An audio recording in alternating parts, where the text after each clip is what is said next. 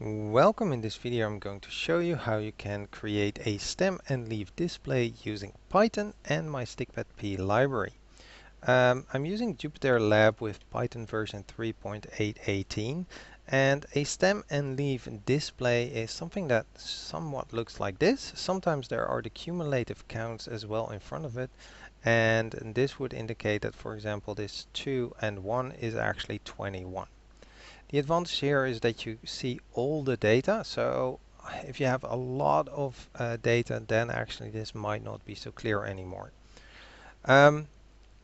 Now, in order to show you how you can actually obtain this, I'll first need to load in some example data. So I'm going to be using pandas, and I can then use it to load my student statistics data. I don't actually need all the data, I just need one numeric field. So I'm going to be using the age field, and I'm going to be removing any missing values and just make sure it's all numeric. One person actually entered 119 as their age. I'm going to just replace that with 19. It was probably a typo. Now my stikpetP library is not directly available via pip install, but you can use pip install and then the whole link to my GitHub, and then you can import it just as any other library.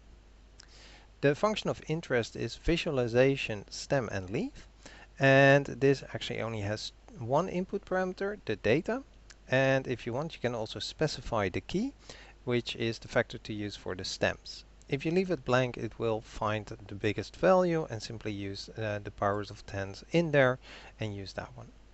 So just running the function, as you can see here, we nicely have now 118. So the stems are actually powers of 10, so 10, 20, and 30. So this would be someone who's 37. If I would use a 1, I get the same result, and here we go. Note this is all actually printed in the output. It's not one picture.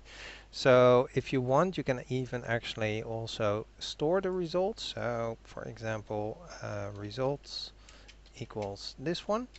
And then if I print out the results, you actually get, as you can see, a dictionary where the stems are the keys and the values are the actual leaves.